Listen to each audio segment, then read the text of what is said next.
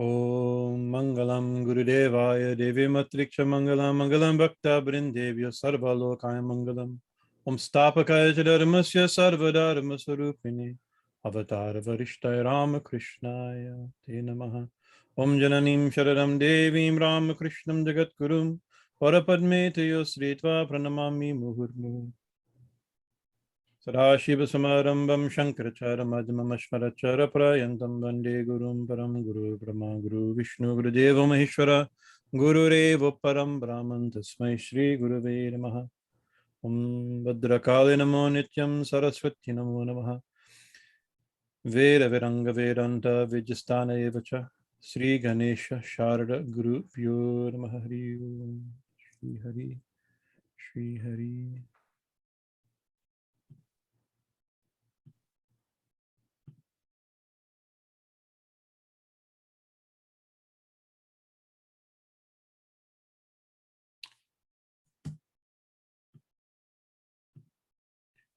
Jai Ma, Jai Ma.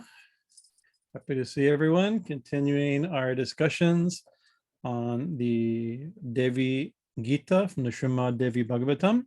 We are on chapter 1.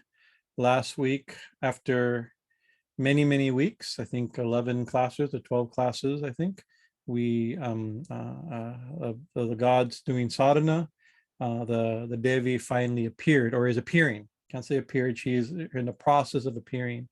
These verses, starting from verse 25, 26 on, I think, maybe 26 on, will reveal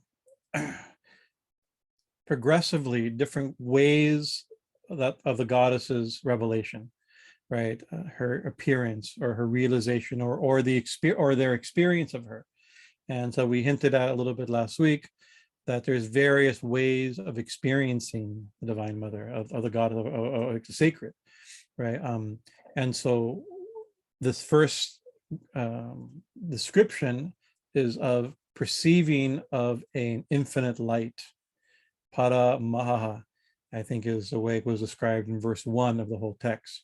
Please explain to me how that supreme light appeared in front of the gods. So that now 26 verses later, now the para mahaḥ is appearing, right? And important to remember that, so it first starts as an infinite light, but then identifies that light with the transcendental state, right? Turyatita, right? Turiya, the fourth state, the state beyond waking, dreaming, and dreamless sleep. That state beyond dreaming, waking, dreaming, dreamless sleep is considered to be consciousness itself in classical Vedanta. The language of Vedanta is consciousness itself. So that light of what may be described as an overwhelming vision of light, right? At the very beginning, it's identified that light, that overwhelming vision of light is an overwhelming experience of consciousness, of the supreme consciousness, the highest state of supreme consciousness. Beyond, and by mahaḥ is turiya, which means a state of consciousness that's prior to waking, dreaming, and dreamless sleep, right? Prior to thoughts, prior to experiences, prior to objects, right? And also prior to that, right? But also the space of consciousness in which waking, dream, and dreamless sleep experiences happen. So it's both the original, the before manifestation, before subject-object relationship, right? Before objectivity, right? And it's also the space that contains all objects. And this is what we're going to mean throughout by mother, right? This is what we mean by the Divine Mother. Mother is not just, we've mentioned this before in other classes, other courses, not just we consider motherly, the maternal relationship. I mean, and she is that. I mean, especially Bhuvaneshwari has a motherly aspect. The aspect of the goddess being presented here is very motherly, but very queenly also. But mother here meaning source. I mean, the mother of something is the source of something. So it's the source of everything. That means it was prior to everything. Mother precedes the child, right? And also the womb of everything. By another way, mother is also, we exist in the womb of the mother, right? Before birth, we're in the womb of our earthly mother, and still now in the womb of the divine mother. What's that womb? Consciousness itself. Before the consciousness, before manifestation, before objectivity, and the substratum for duality and subjectivity. So mahaḥ, para mahaḥ, this great transcendental light, right? So it starts describing the transcendental consciousness, but it does so identifying, letting the reader know, right, by using the same language of other stories in the Devi Bhagavatam itself, that this is a reference. We mentioned this last week. I'm just doing a little backup to move the conversation forward, with stories from the Upanishads, right, where the divine mother appeared as a pillar of light or as a great light. There's different examples, and in the Upanishads, it's to humble the gods, to understand that Brahman is the ultimate power. In the Devi Bhagavatam, that's in the Upanishads. In the Devi Bhagavatam, it's to humble the gods, to realize that the Devi is the supreme power, not that Brahman, but the Devi is Brahman. Remember, so that Brahman is supreme power beyond the gods, prior to the gods, upholding the gods, encompassing the gods as great consciousness, great light, right? But identifying that with the mother, specifically with the goddess here, right? So Nilakanta, the classical commentator, points us to these stories from the Bhagavatam, from Devi Bhagavatam, as well as the Upanishads to illustrate this point, right? It's supreme, but it's also being experienced as light. It's going to be described tangibly as light, right? Blinding light, given overwhelming light. So it's both consciousness, philosophically consciousness. It's a sectarian point that the Devi is Brahman, which is beyond and superior to the gods, prior, beyond, and superior to the gods, right? Right. So it's making that point, but it's also the type of people have experience. I mean, many people describe, seeing a great light or being overwhelmed by light, right?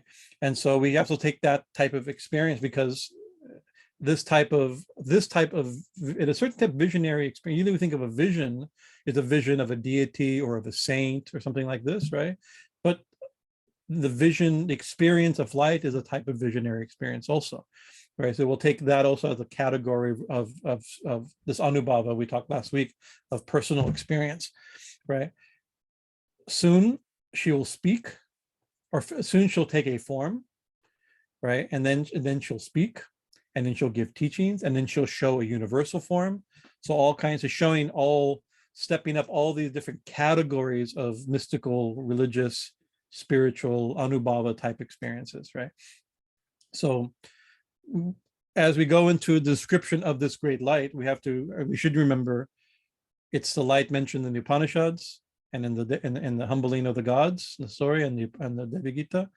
It's also the light of consciousness beyond everything.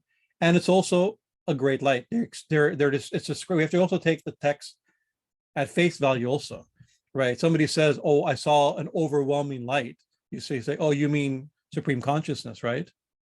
Or you mean, it's like, maybe, but I'm experiencing an overwhelming. I mean, we should take the description to be something, right? And so the next verses will flesh out that description. Let's look at these verses here.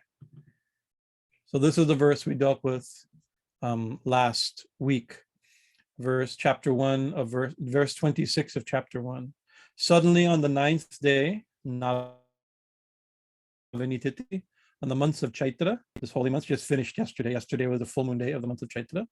On a Friday, that lustrous power revealed in the scripture appeared before the god. This is primarily what we spoke about. And we noticed we spent a little time talking about the Panchangam calendar, the Hindu calendar, and the importance of time. And the Panchangam calendar deals with, I sometimes describe it as the lunar calendar, right? Because Hinduism follows a lunar calendar. That's a true statement, right? But I think a better description as a lunar solar calendar, right? It also follows the solar days. It has solar dates also, including the days of the week. One of the things in the 5 things that are mentioned in Panchangam means 5. It's 5 categories of things that are mentioned in a Hindu calendar and almanac. One of which is the position of the moon as a lunar calendar, as well as the position of the sun, both in full moon as when there's a transit from one house to another called the Sankranti, happens around 14th, 15th of every month, right? So that's mentioned, the Sankranti, right? As well as sunrise and sunset is mentioned. These are very important times, right? Sunrise, sunset, proper noon, real true noon, and true midnight, which are the midpoint between sunrise and sunset, right? So these are solar things, right? As well as the day of the week. These are usually considered solar, right? So it's a lunar solar calendar. So the description of this great light is going to be using, it appeared, giving all they give all the details of lunar and solar details, the phase of the moon, the month, as well as the solar day, right? And then it described this great visionary experience or overwhelming experience using, again, solar imagery and lunar imagery. So we have to take, this is going to be repeated, solar energy and lunar imagery, right? And if we were to interpret this text from a yogic tantric perspective, right, and we are justified in doing so because many of the topics in this text are directly yoga and tantra, meaning here by tantra, yoga, tantra, I mean like chakras, kundalini, Ida Pingala. Like one of the topics that Ma will speak is how to awaken kundalini, right? That's one of the topics, right? So this is legitimate description. And so this continuous reminding or skimming sun and moon, sun and moon, sun and moon, right? This could also be perhaps indicate this experience, overwhelming experience, could be seen as a type of kundalini type of, or a spiritual awakening understood through the language of kundalini, of sun and moon, right? Having an experience that's like the sun, like the moon, and something more, right? That's very much the type of language that the subtle anatomy of yoga and tantra uses. The sun and moon, the Ida and Pingala, and something more, something else comes up, right? And if we think Ida and Pingala, sun and moon is the two channels, left and right channels, right and left channels, sun and moon, hot and cold, sun and moon. There's a third channel of Shushumna, the central channel, right? That is, what's that described as? That's often described as fire, sun, moon, and fire, right? Or sometimes sun, moon, and electricity, or sun, moon, and lightning, right? This is a language, a lot of the imagery, a lot of the language uses this. So we'll see the next verse will describe this experience. Let's get to the next verse. Go back to share screen here. That lustrous power revealed in the scriptures, we talked about that last week, appeared before the gods. Verse 27. We discussed the first half of this verse last week. This catur-dikṣu catur-vedair-mūrtimadbhir-abhiṣṭutam. On 4 sides, by the 4 Vedas personified, they were praised, right? So it was praised. The supreme light was praised by the 4 Vedas personified. In the previous verse, that light revealed in the Vedas, referring to both the Upanishadic story, which is the Vedic story, or the Brahman of the Vedas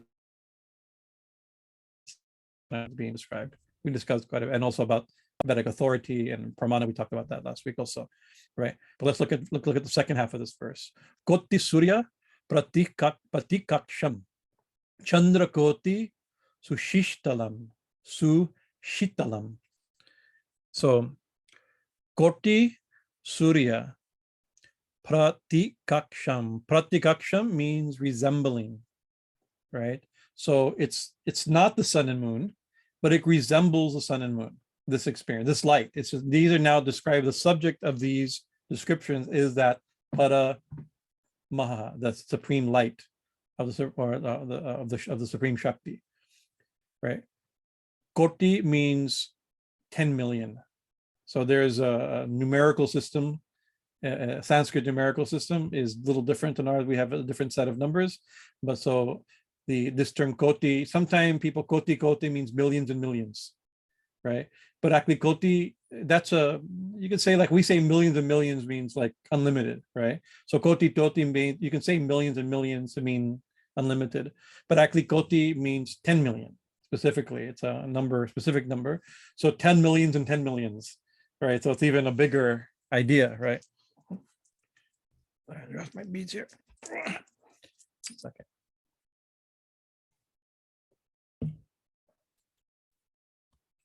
So koṭi-sūryā-pratīkāśaṃ. It appeared as if it resembled, right, that the pratīkāśaṃ, right, 10 million suns.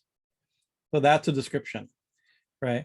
So maybe you've had or know somebody who's had an experience of a divine light, or maybe you've seen a light in meditation or in the center of your forehead as a result of a certain type of meditation or pranayama, right? These are auspicious for sure. They may be auspicious. There are some symptom of sign of some sort of practice, but this is not that. This is a categorically different than just seeing light in your forehead. This is seeing light that blaze like 10 million suns, right? So this is a profound, dramatic, and potentially painful experience, right? You're on a sunny day under one sun. On a beautiful day like today, you'll get burnt, you'll get crisp, you'll get dried out, you'll get dehydrated, right? You'll get fried, right? All these type of things. You get burnt, right? Fire burns, suns burn, they cook, right? So this experience, the type of light that was experienced, if it can be described visionarily, right, is like 10, as if 10 million. So let's flush it out. Imagine 10 million suns rising simultaneously. Another text that uses that type of language, as if at the same time 10 million suns were to rise, right? So that could be painful, that could be burning, that could be drying, but it says, but still, yet, candra-koṭi, like chandra means, Surya means sun, chandra means moon, right? Koṭi means 10 millions.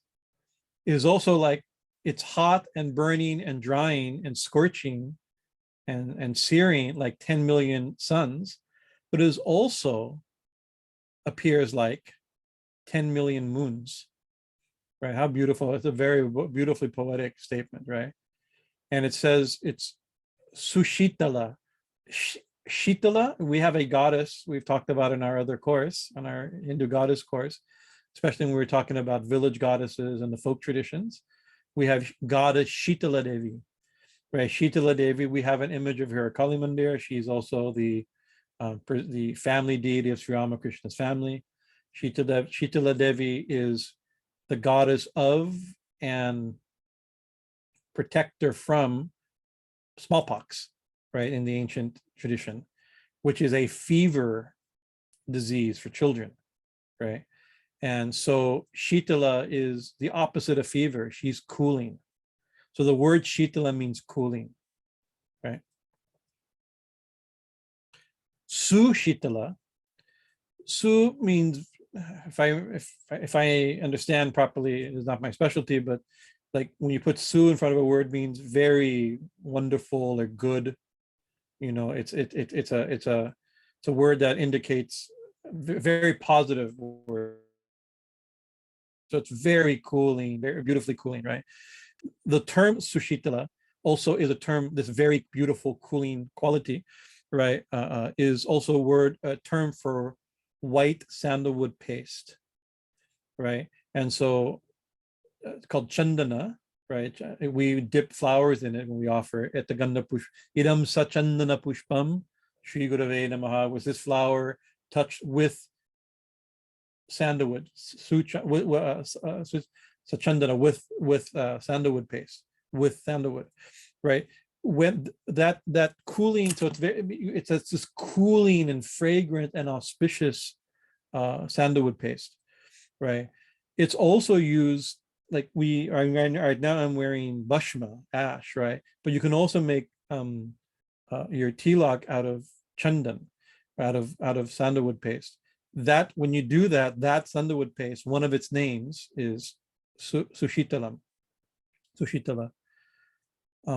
And we don't do it because, I mean, India is a very hot country, right? And just a lot of sandalwood paste is offered to the deity, and then it's a very wonderful and intoxicating, so refreshing. I've had it done had it done to me at the local Hare Krishna temple. When they offer sandalwood paste, fragrant sandalwood paste to the deity, then afterwards, sometimes that sandalwood paste is taken around to the devotees with a flower and put on their forehead, right, as prasad from, it's like a way of distributing prasad. Maybe you've seen some photographs of Srila Prabhupada, the Hare Krishna Guru. He has a regular tilak, the sectarian mark, made of mud from Vrindavan usually, but then he also has like this like yellowish paste on his forehead. That is suchandalam, right? This cooling thing that's put onto the forehead to immediately cool, right? It's also in Ayurveda is a treatment for fever, right? When you're over hot, you can put, your body's too hot and burnt, you can put suchandala, suśītala, this cooling sandalwood paste on your forehead as a way of cooling the body.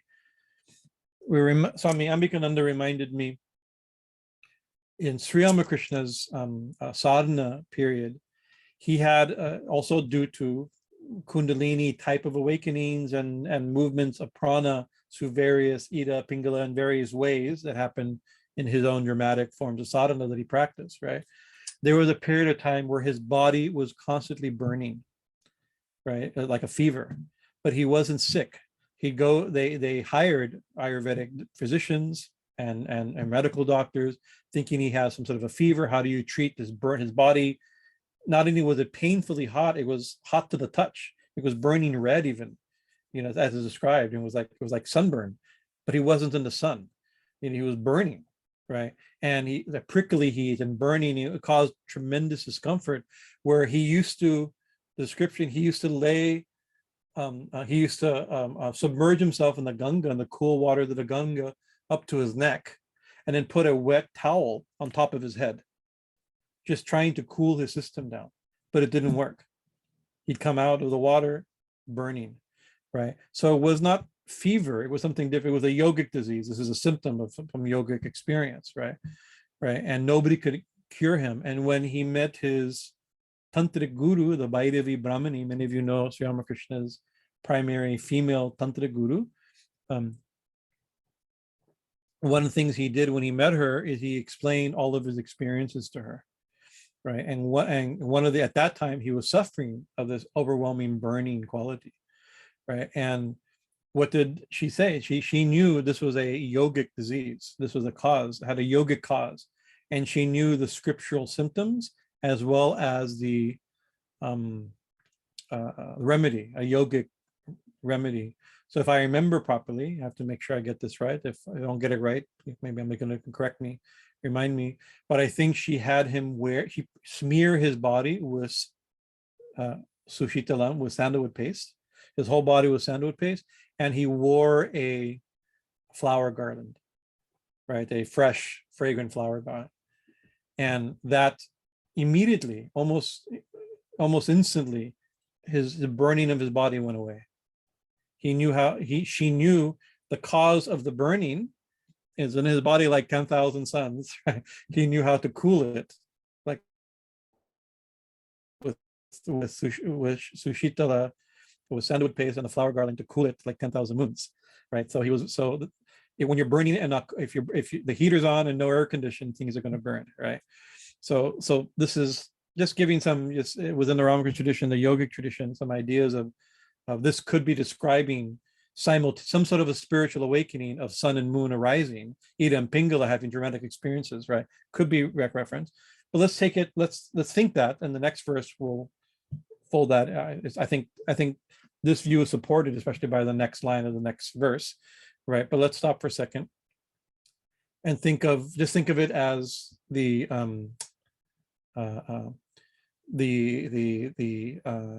its description. Imagine having an overwhelming description of experience of light, and let's take it as maybe poetic, or maybe an accurate description of trying to describe something that what could be described. It was blazing like 10 million moons, yet cooling like 10 millions. That's not possible. Blazing like 10 million suns and cooling like 10 million moons. What a beautiful poetic description. Or just imagine, maybe it's a poetic description of describing something they've experienced, some sort of category of religious experience. But maybe it's an accurate description, not a poetic, not a symbolic description, not a yogic description. Maybe this overwhelming light, when God is seen as light, as consciousness, or as this shining, it shines like 10 million suns and cool like 10 million moons. So let's look at the next verse. Let me glance my another point before we move on about sun and moon. The sun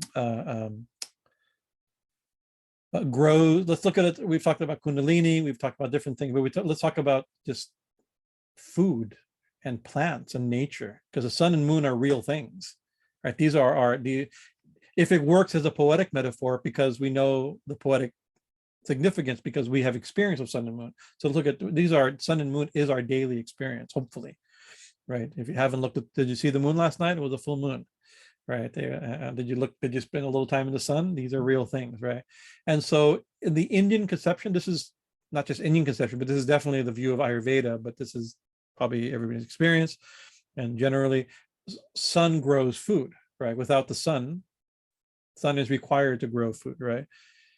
And the moon, this is probably not, this is not a Western scientific description of what the moon does to food, but it is an Ayurvedic yogic conception. The moon nourishes food, right? Nourishes plants, right? The sun grows plants, and the moon nourishes plants. What is that nourishment? That's called soma. One of the names of the moon is Chandra, right? But one of the names of the moon is Soma, and Soma also means some sort of an ambrosial nectar that nourishes. When things have, certain plants in Ayurveda are high amounts of soma, right? That means they're very nourishing. They're full of they're very usually such things are very also very succulent, full of liquids and the juices. They're very juicy. Soma is juice, right? So similarly, yogis, right? They also are. Yogis understand that they, spiritually or metaphorically, they have a sun inside of them that cooks things and burns things, but they also have a moon inside of them. The soma, the moon, is not only we have sun and moon in our nostrils and our currents, we have sun and moon in our body also, subtle body. So there's considered to be a moon in the forehead, and that moon nourishes. It's constantly nourishing. From a yogic and Ayurvedic theme perspective, one of the causes of old age, right? We have the nectar of immortality, the soma, constantly dripping from our forehead and should be nourishing our body, but we also have the sun in our body, and that cooks and dries it, right? As a result, the nectar gets burnt in the sun of the internal suns and the internal fires. These are all very esoteric things. In our subtle anatomy class, we hinted at some of these things. Gave this some outline of these ideas, maps, but that causes old age. We get old and shrivel up. We dry up because then the sun and moon are drying what the nourishing liquid, the nourishing juiciness that's in our life. And you can see, I feel less juicy than I did 10 years ago, drier than I did 10 years ago. So the sun and fire are cooking me and drying me, and I'm getting less nourishment, perhaps. And then there's even stories, we some of you may know some of the stories of yogis that awaken these internal fluids and liquids and do certain practices, and Ketrani mudra and all these type of things. It's a tongue to stimulate these internal secretions in the brain, the body, and to bring health and rejuvenation and the fountain of youth type thing. This is where a lot of this is coming from. So sun and moon, there's one more. Ida and Pingala, there's one more. There's Sushumna. Sun and moon are warms, or grows and nourishes food or plants, but then we have to have fire. Fire cooks food. Sun grows it, moon nourishes it, fire cooks it, right? In our body, sun, moon, and fire, right? Also in our daily experience, in the daytime, we're lit up by the sun. At nighttime, we have light by the moon. And on a moonless night, or inside, we have by fire, right? We light a fire, or, something like that. We have electric fire, our electricity is an extension of fire, right? So sun, moon, and fire, that's these three. Ida, Pingla, Sushumna, the three lights, the three ways that go to produce our nourishment and food.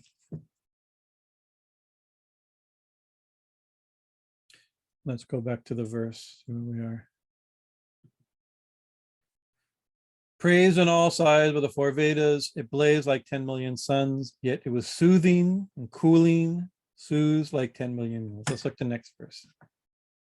Verse 28.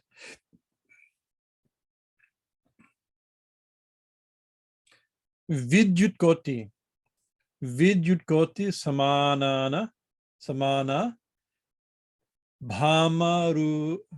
Sorry, look at here.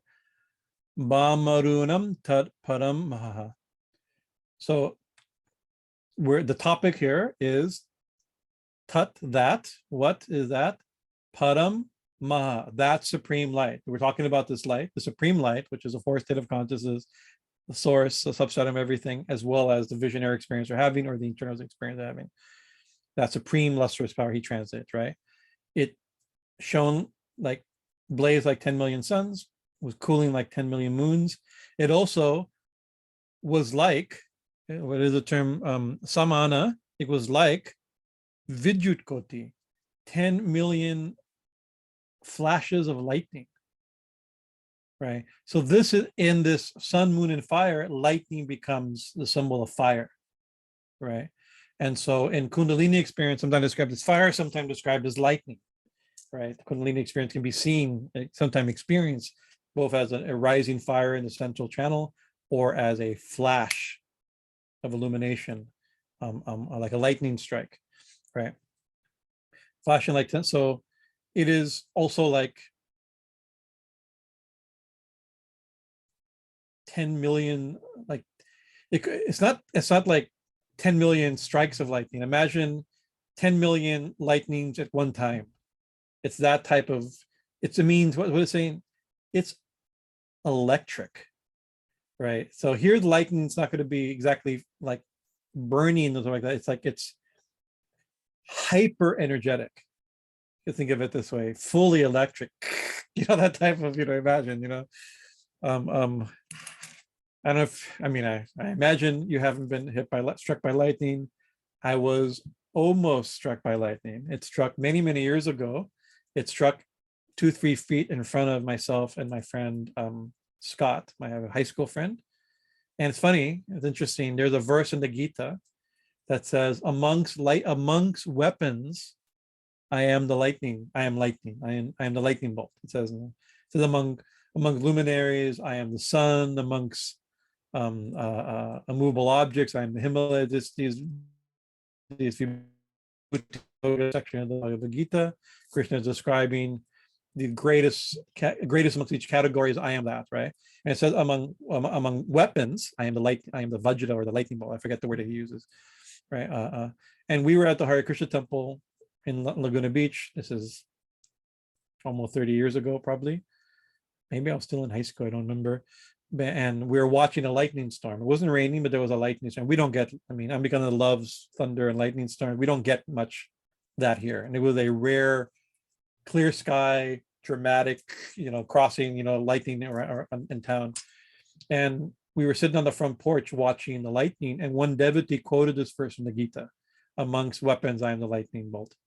And we were joking, oh, let's go, there's a vantage point called the top of the world in Laguna Beach, right? Let's go see Krishna face to face, right? Kind of joking, oh, he's lightning, let's go see him. But where do we want to see, how often do you get a lightning storm like this, and like a full electrical storm? So we went up to the top of the hill, drove up, it's 2-3 minutes above town, and we weren't the only ones there. A lot of people had went there to see this electric storm. This is where people go when there's an eclipse or something. It's like a really beautiful or exquisite, unusual sunset or meteor shower. It's like a really good vantage point above the city. You can see the city and the ocean and the sky above us, right? And we were watching, it was really exciting, but then we realized the lightning storm is not just visible from where we are, it's now where we are, right? And we realized maybe we're in danger. We got a little nervous, right? And then we looked around, and everybody who was up there was feeling nervous. Like, now I think we're in the middle of a lightning storm, maybe, and we're not Californians. We don't know how to do. We don't know what to do about this, right? And then then we began to feel like, I remember it, like a building of static. And we're like, uh-oh, and we've heard since then that this is sometimes felt before a lightning strike, and we got so much so that we got like, we hunched down close to the ground. We wouldn't want to stand up. We got nervous, scared. I even took my keys because it was metal and threw them away from me. Right, I didn't want to hold it. We were getting really scared. And then there was a flash, and in my mind, it was 2-3 feet in front of me. It may have been 20 feet in front of me. I don't remember, because when you get a flash of light in front of you, you get a little blinded, or you don't really see it's so intense you don't see what you've seen, right? The sight is so intense you don't see it. That's a unique thing, right? But it wasn't direct hit, but we felt something, but it wasn't, obviously we didn't get hurt, right? And we even smelt like burning hair, like, that's not good. And also, maybe if you've ever been in a lightning storm, you can smell like ozone, tremendous ozone smell when you get a lightning. And then we looked around, and everyone else was now running to their cars to get off the hill, right? And we grabbed our keys and ran to the car, drove down laughing and nervously, like, oh, we almost saw Krishna. We saw him face to face, right? But that could be what it was like. What it'd be like to see Krishna. It's like we were joking and not joking. It was quite an experience, right? Closest I've ever been. I've been another time in India, very close to lightning strikes, hitting the river in front of me, but far enough away that I didn't feel it or feel the heat of it. Maybe even a little heat from those lightning strikes, but this was the most dramatic I remember. But some saints have described seeing Krishna like seeing a lightning strike, right? So this may be an accurate sensual description of such a vision, like 10,000 moons, like 10,000 suns, like 10,000 lightning strikes, right? Quite incredible. Well, Guruji, tell me.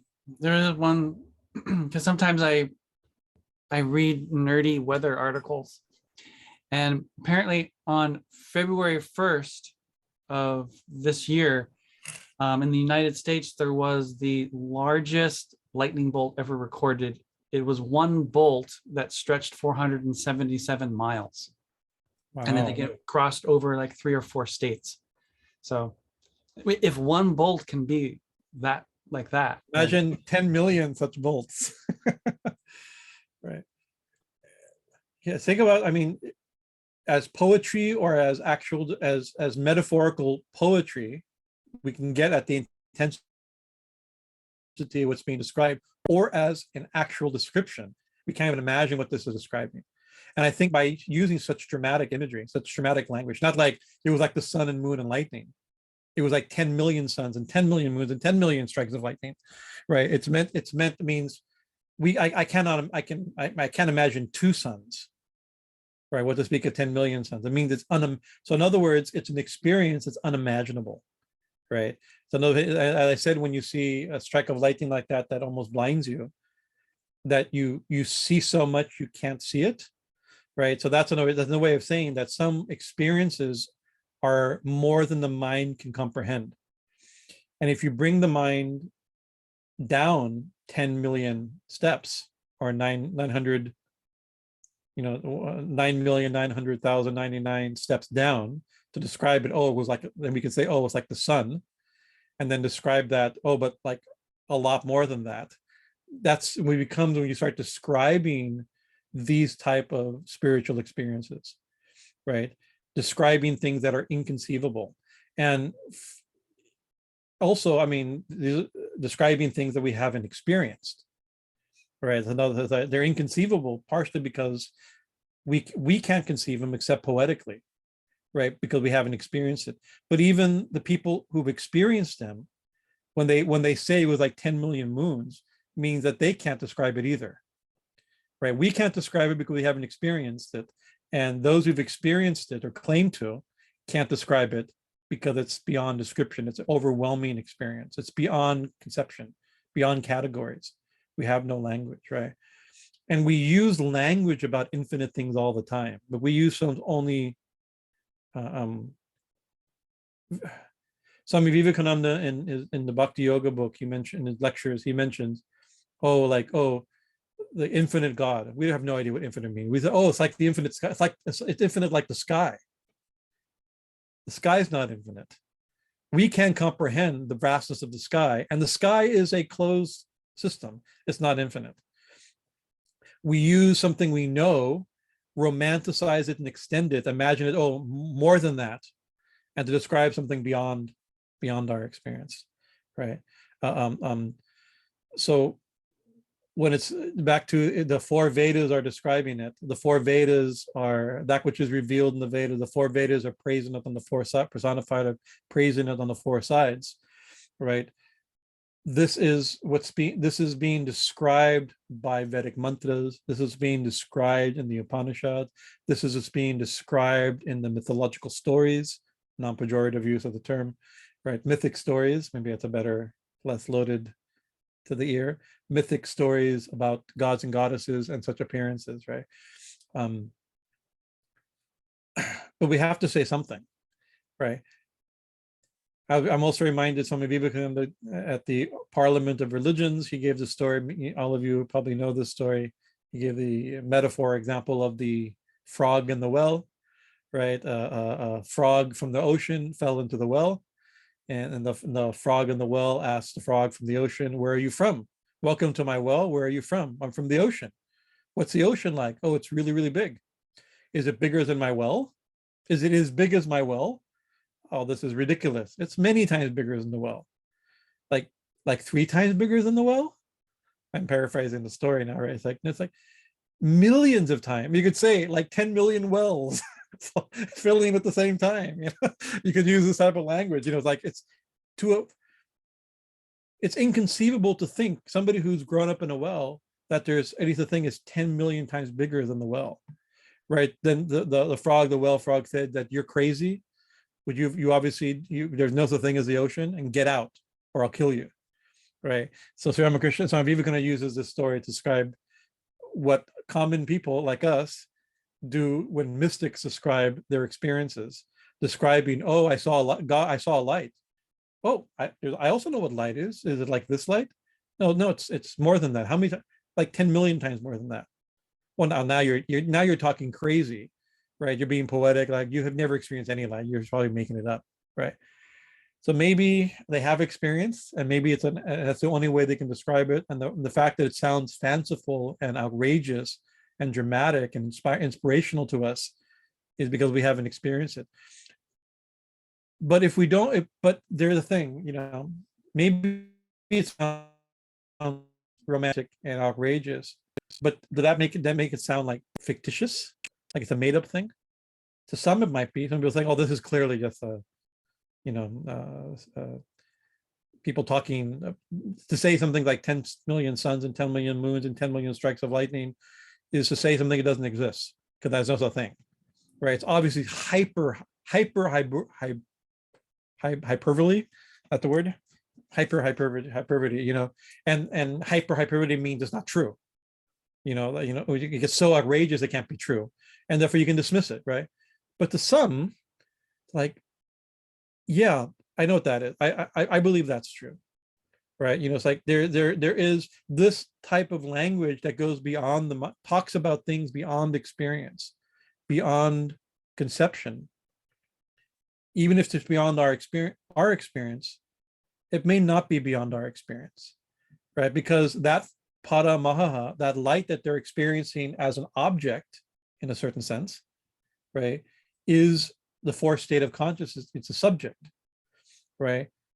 We all know from this perspective, we have continuous experience of the light of consciousness that shines as our own awareness in waking, dreaming, dreamless sleep, right? In which waking, dreaming, and dreamless sleep exist, right? And can be known perhaps in a superconscious state or a transcendental state, right?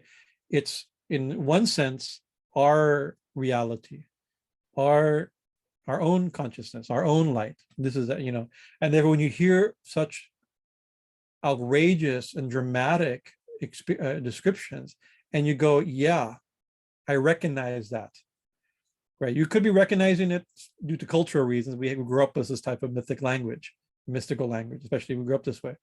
But I think there's something more. Some people read such texts and go, I believe that's true. How do I experience that? Or I believe it's true, maybe because I don't remember, but maybe that is my experience. Maybe the thing being described sounds familiar. And I think that's and yogis are looking for people, when such things are read, yogis are looking for people who respond, and you can see it in their eyes, like going, yeah, that. Oh yeah, of course that goes for given. Some people go, oh, whatever, that, in which case that's fine. That this is not for them. That things aren't, if it's not inspiring you, it's not inspiring you. Both inspiring to experience, but even if you don't experience, even if such an experience isn't your goal, like for instance, like I don't think, oh, I'm chanting my mantra and serving Ma and praying to Ma and reading the scriptures because I want to see 10 million suns and 10 million Buddhas. Like this is not describing what I want to see, right? But the fact this is describing something that's so transcendentally different. And you have to be careful, because transcendental means utterly, absolutely different. It's transcendental in a different sense. It's not like completely unrelated, an unbridgeable gap. It's just so beyond what we think, right? And I think there's an awakening for the mystic personality type, perhaps, that maybe this is not the type of experience we're looking for. The next verses will describe slightly different experiences. Maybe those will be inspired to us. But even if they're not, maybe what she'll say when she starts speaking to the gods about different things like bhakti, right? Like devotion as a goal of life, right?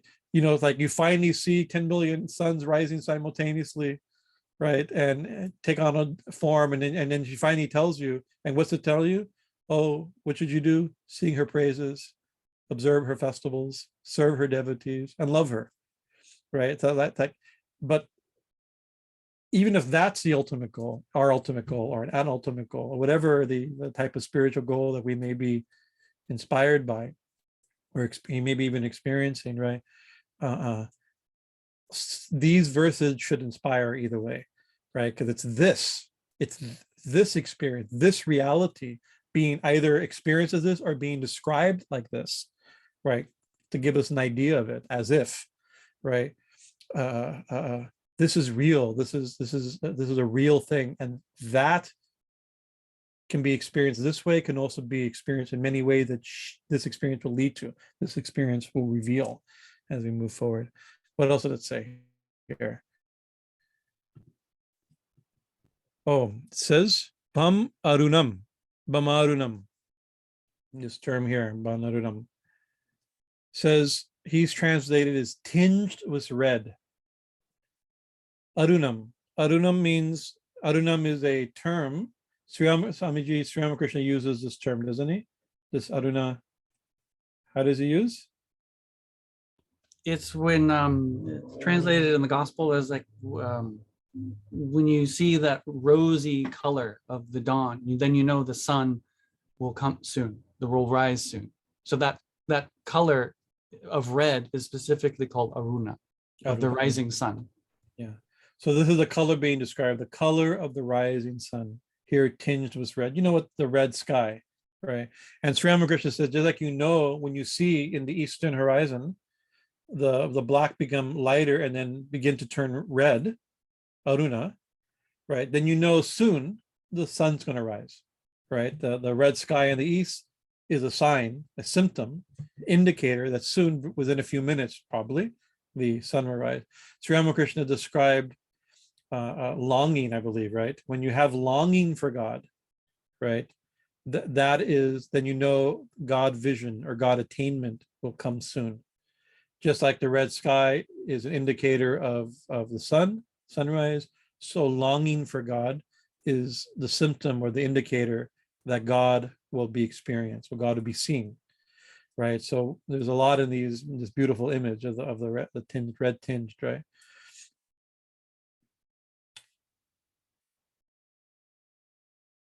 But red has meaning also. And Nilakanta, the traditional classical commentator, and Mackenzie Brown, the modern commentator, both point out, and I think a very interesting point, that what's being described in the same verse, tat-paraṃ mahaḥ, that supreme light, right? That supreme light, like 10,000 months, like 10 million suns, like 10 million moons, like 10 million bolts of lightning, tinged with red, right? So that, what is tinged with red? Not the lightning, not the sun, not the moon, but that light, that supreme light. So extremely poetic, sun, moon, lightning, tinged with red. How beautiful and poetic. I mean, the visual is so exquisite, right? But red has a meaning in in iconography and in yogic tradition, tantric tradition. Red has a meaning. Red has it's connected with rajas, right? In the Guna of Rajas, that we have the three gunas, sattva, rajas, and tamas. I think everybody here knows these terms. So rajas means energy, dynamic energy, right? Momentum, right?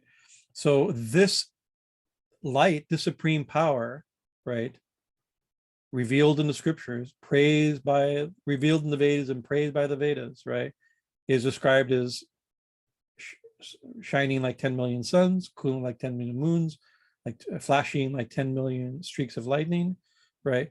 Tinged with red. That supreme consciousness is energetic. This is the jump. We're going to make a philosophical tantric Shakta jump here, right? This is a Shakta text and a tantric friendly text, a yogic friendly text. So we can I believe, others have believed, but I also strongly believe that this is a reference to the nature of Shaktism, right? A tantric ontology, that the supreme Brahman, the supreme reality, the supreme ontological reality, Brahman, the ground of being, the one without a second, the unmanifested, like truth, existence, right? Sat and Chit, these are descriptions like that, are intrinsically dynamic or intrinsically energetic. That means, to use the language, Swamiji, could you say in Bengali what Thakur would say, like the Brahman and Shakti are not different? What's it is Brahma or Shakti Obhed. So what does that mean? There's different ways to translate it. Yes. Brahman and we've translated as Brahman and Shakti are non-different. non-different. Yeah. Others have translated as inseparable. I think in the gospel, what does the gospel use? Identical. Identical, right? You've translated it as Non-different. Yeah. So that's an interesting thing. So to say they're identical, that's an interesting, I mean, Swamiji has spent 6 months thinking about this, the translation of Abed used here, right? Because it has profound, I think, it's a very subtle point, but I think it's a key to Thakur's, what I call Thakur's tantric ontology, to use that term, right? And our tantric ontology, and Tantra's tantric ontology, Shaktism's tantric ontology, should I say? That Brahman, the supreme absolute reality, right? To say it's identical to Shakti, you maybe understand what that means. To say that it's inseparable, that's something. To say that it's not, that yours is not different, right, Swamiji? Non-different. Non-different, right? It's such an. My objection to inseparable, although that's, it's the idea, because it depends. With inseparable, you can sometimes have the idea that it's two things that you can't separate. Yes, that are connected, but you can't. That are connected, but it still has the two. And Thakur's point in this context seems to be that they're non-different. They're the not same two things. That even when we try to separate them mentally, we can't. You can't think about milk without its whiteness. You can't think about fire without its power to burn, because they're non-different. Even when we try to separate them, like you could, like you said, you can say. But the thing is, we can't separate them, not because they're two things that can't be separated, but because they're the same thing, but they're not identical. It's hard because to me, identical, that means like when you say Shakti, because the problem when you say Shakti and Brahman are identical, this could lead in Advaita Vedanta, this does lead, right, in classical Advaita Vedanta, that no, Shakti and Brahman are the same, they're identical, right? That means when you see Shakti, which is manifestation, you're really seeing Brahman, right? So you're mistaken, right? So they're the same. The fact that you see them as distinct means that you're mistaken, because really Shakti, what you're seeing, is really Brahman, right? That view, that language could deny it can be used and has been used to deny the ontological reality of Shakti as its own descriptive of energetic and dynamic, right? Could you say, oh, the energetic is really the static? Means that means that you could be understood as misunderstanding. You're misreading it. It's really static, right? You're mistaking it. But to say that they're not different, I think is very, very so that means like within Brahman, within the absolute truth, I just described it as what did I say? That the absolute truth is intrinsically dynamic. Let's say it like that. That is a profound thing to say, right? Some schools of Vedanta will say such. There are texts in Vedanta, even in Advaita Vedanta, that will say such things, right? It depends on where your emphasis lies, right? Shaktism and the Advaitic schools of Shaktism, the Advaitic schools of Tantra, right, make a big deal about this, especially in the Trika system of Kashmir Shaivism, the writings of Avanavagupta. Brahman is intrinsically dynamic, right? If you say like that, that means Brahman. So if you in Tantra, often Brahman is seen as Shiva. That means Shiva and Shakti are the same, or are one, or non-different, or inseparable. All this way of talking, right? So similarly, Brahman. Let's not say Shiva. Let's leave it philosophically. That Brahman and Shakti are non-different. That means, so another way to say is that Brahman is intrinsically dynamic. And if it's intrinsically dynamic, that means it can manifest, it can move, it can express, it can vibrate, it can create, it can destroy, it can sustain, it can reveal, it can conceal, all the different powers, right? And it's not that in some schools of Advaita Vedanta, it would be one argument is held that Brahman can't be dynamic, because if it was dynamic, like if it act, What would motivate it to act? A sense of lack, but it's infinite, so it has no sense of lack. A sense of acting upon something, it's one without a second, so it can't act upon anything. Is it for this purpose of gaining something? Well, that could mean, again, it's lacking something, right? So you can see when you have a very clear definition of what the absolute means, some schools of Vedanta would say then it can't really be dynamic, right? At least not intrinsically so. Maybe it can be misread as dynamic or something like this, right? But in non-dual forms of Shaktism and Tantra, and I believe in this, I mean, not only I believe, this text will make statements defending or arguing for this exact point as verses go on, right? That Brahman is intrinsically dynamic, means it's, why does it act? Because it's lacking? No, it's nature, it's intrinsic to reality to express. Is it lacking? Is it acting because it's scared of something or trying to attain something or react to something? No, it's its intrinsic nature to act. Swatantriya or Swatantra is a classical term for this. In Kashmir Shaivism, they use this term, a particular Shakti that is just intrinsic to its own nature. That Brahman, intrinsic to the nature of reality, is dynamism. Another way to say that, Shakti, right?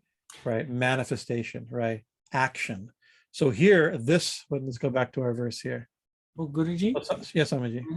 It's interesting because you said some of the philosophical objections is that, what it means is lacking something, but it's interesting that I turned to the section, and first Thakur even says, Eki boshtu, which is the same thing, literally. Mm-hmm.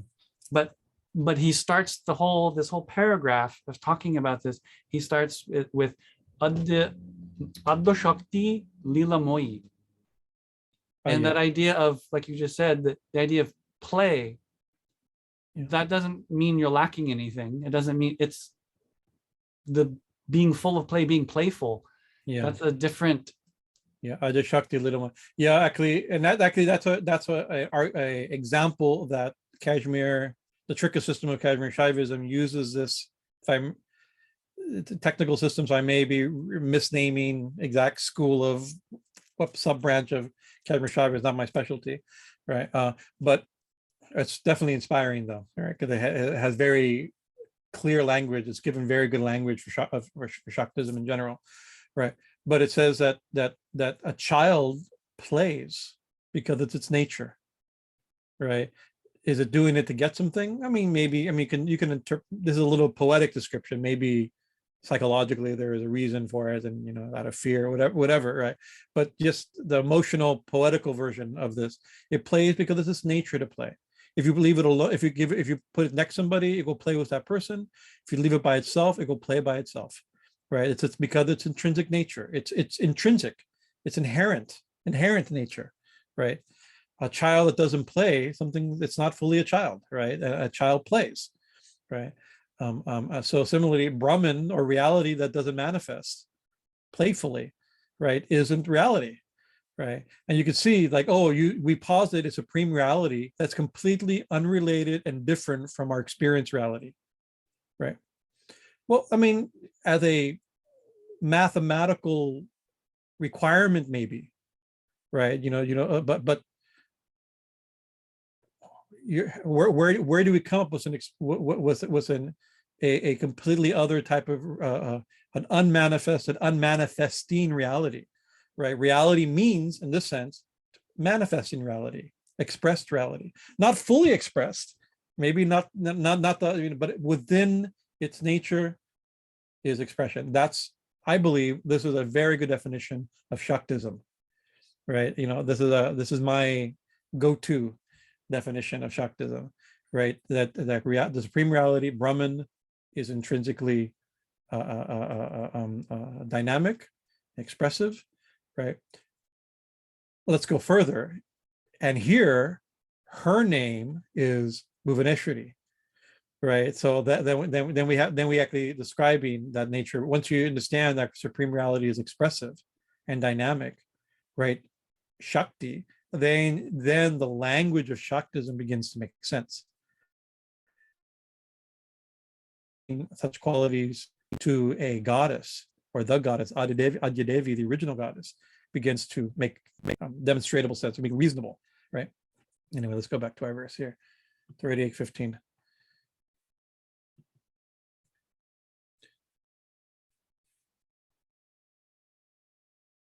Flashing like 10 million streaks of lightning, tinged with red. Right.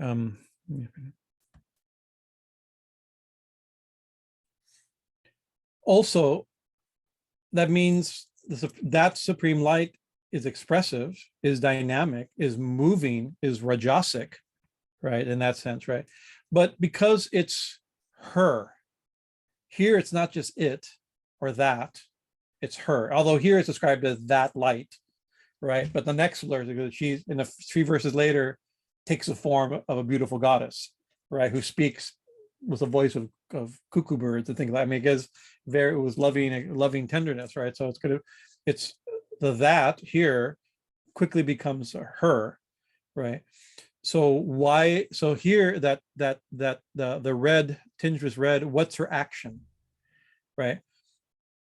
The supreme Ishvara or Ishwari is we've described this as creating, sustaining, and destroying, revealing, and concealing.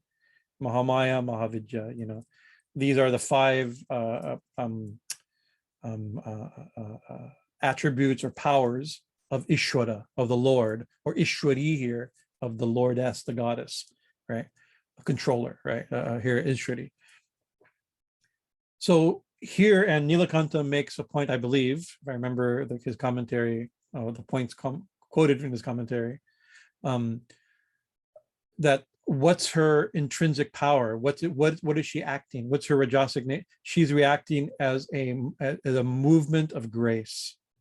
This is her action is not just light of consciousness. It's light of consciousness revealing, blessing, illuminating, instructing, guiding, that type of thrilling, all the things that happen in such an experience, right? So this is an act of grace. One of the 5, what are the 5 intrinsic powers in Brahman as per devotional schools and theistic schools, as well as Tantra? Creation, sustenance, destruction, concealing, revealing. This is her. Such an experience is not destruct. If it was just 10 million suns rising, it could be destruction of the world. But it's 10 million suns and 10 million moons, right? Just totally cool, totally controlled, totally illuminating, totally electric. Why? To reveal something. This is an act. This is the intrinsic quality. One of the intrinsic dynamic qualities of Brahman is to give grace. Here, the grace is to give illumination, to give blessing, right? And also that lightning idea also is that full idea of that it's energetic, right? The supreme power is energetic. Naiva, what is it? Naiva cordhvaṃ na tiryak-ca na madhye pari-jagrabhat. What does that say? So we'll leave it. I think it's already, this will be a good place to stop because this verse will spill into the next verse. That's now describing an iconographic revelation, right? Meaning not an iconographic revelation of an image of like with a head and arms and swords and saris and makeup, which are described, the iconographic revelation of the Devi, the Dhyan mantra describing what they saw, right? This is describing an overwhelming non-anthropomorphic and non-iconographic revelation, right? So this is different categories of religious experience, mystical experience. This is one such category. And this, I believe, we'll go into this next time, as you see, encompasses everything above, across, in the middle, with no middle, neither male nor female, nor neuter nor mixture, neither this, with neither inside nor outside. We're describing just a homogeneous or infinite, formless, unmanifest, formless reality, but tinged with red means intrinsic within it is the ability to express. Here will be expressing grace, right? How will she express on revealing her iconographic form as goddess, and revealing her teachings as illumination and instruction, and then reveal even further revelations of the universal form like this, right? So this will be describing kind of the form. We have to be careful, but these 3-4 verses will describe the formless aspect, right? And there is the formless idea of the absolute and with form, or we could say the impersonal and the personal, right? And so early on, I was just reading Swami Yateshwarananda, one great disciple in the Ramakrishna Mission, vice president, great writer. He gave a big deal that describing Sri Ramakrishna as Brahman or Sri Ramakrishna as God as personal, impersonal, right? Because people are arguing that God is impersonal, as described here. Other people describing that God is personal, and was equally interesting Vedic quotes and different set of examples to illustrate their points and make their points understandable and try to defeat the impersonal aspect, right? So Sri Ramakrishna is described as having that's both personal and impersonal. But what's another way of saying that? Or you could say both without form and with form, or many different forms, not just one form, or maybe all forms, all different divine forms and all forms, not just, that's the saying that God is formless and with form, or impersonal and personal. Another way of saying is that the absolute truth is intrinsically dynamic. Like within it has the ability to take personal forms, or not just take, but have personal forms, or have personality or infinite personality, or forms, not just different forms of gods and goddesses, but forms as everything, right? He's like this as every infinite amount of forms. So Ayan Maharaj, a young Swamiji from the Ramakrishna Mission, who's written a wonderful book on Sri Ramakrishna's philosophical school, what he labels Vijnana Vedanta. He describes that Sri Ramakrishna argued for, or presented, the absolute truth is personal and impersonal, with form, without form,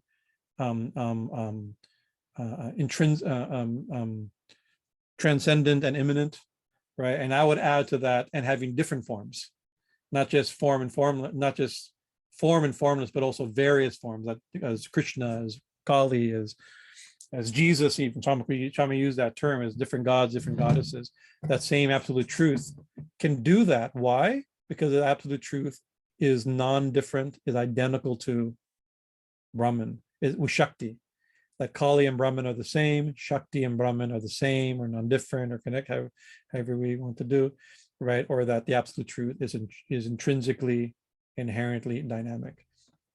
That'll be next. So the next few verses will be a little bit on the formless and impersonal side, but very soon a form and personality will reveal itself, implied here in the tinged in red, right? Because red is a color of the goddess. Red here is a color of grace. The goddess manifesting as grace. It's a color of Bhuvaneshwari. It's a color of the goddess. So we're within the formless. We're about to see a form intrinsic in her manifest. So we'll leave it there tonight. Thank you for your kind attention.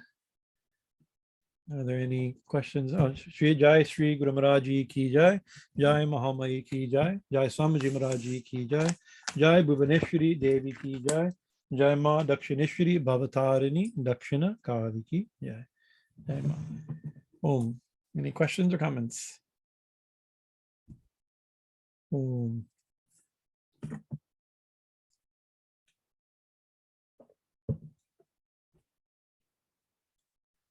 Om. Swamiji, any in the chat? Anything interesting in the chats? I didn't. I probably should learn how to use that. So I'm scared to push a button in case everything freezes or people disappear or something. There are hearts and thank yous. Okay, hearts and thank yous are good. Ashley Moss said we would be grateful to hear you speak on this for always. Thank you so much. Well, we're going a verse or a verse and a half at a time. We may be speaking on this for always. Maybe. Yeah, we're going slower than I thought, but I think because the ideas are so beautiful and they're so foundational to our to so much of the way we approach the sacred, and so beautiful. I'm very, these verses to me are very exciting and agitating. To get you thinking and also we use the term sometimes like once you've seen something, you cannot not see it. So once you see this way of understanding the absolute as intrinsically dynamic, then so many things change, and so many verses and so many religious ideas change, and sometimes they don't say it, but also they can be made. I believe this is, I'm going to present my bold statement that from this tantric ontology of an intrinsically dynamic absolute, right, is also the way to understand not only most of Sri Ramakrishna's teachings, the way I understand it, but also especially, I mean, I kind of say especially, but in this age, an important aspect of Sri Ramakrishna, as presented by Sri Ramakrishna's disciples as an important message for the modern age, is a religious pluralism like that. And one of the ways we understand in religious pluralism can be through an intrinsically dynamic absolute. That's an infinite absolute, which means it's infinitely dynamic and can do infinite amounts of things, right? Even things that don't seem to agree with each other, right? And so trying to make everything fit into a master system may not be possible unless your master key system is the fact that the absolute truth is intrinsically dynamic and infinitely so, infinitely creative and infinitely so. So anyway, I've been thinking about this for many years. Hopefully eventually we can talk about it more, but Hari Om. Anything else? Om. All righty then. Let me get out of this view. Jai Ma, Jai Ma. Our love and blessings, everyone. Have a wonderful night. Be safe, happy, and healthy. Jai Ma Sundari, Ananda, Aha, Giri, and Durgadasi. Jai Ma, Jai Mankiri. Jai Ma. Jai Ma. Reverend Zoe, Namaskar, Namaskar. Prem Dada, Alex. Jai Ma. Who else? Ananda's here. Oh, good.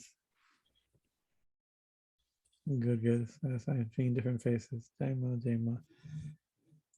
Hari Om Tat Sat. Hari Om. Jai Ma, Jai Ma, Jai Ma.